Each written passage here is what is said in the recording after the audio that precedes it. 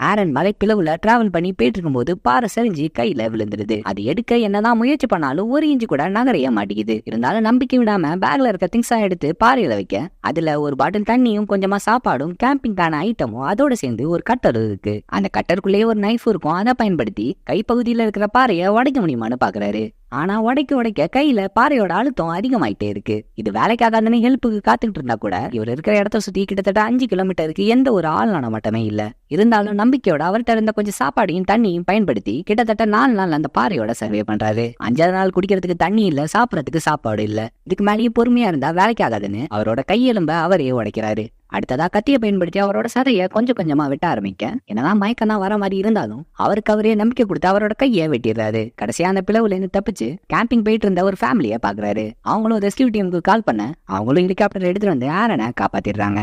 இது ஒரு real story. உண்மையான ஆரம் இவர் தான்.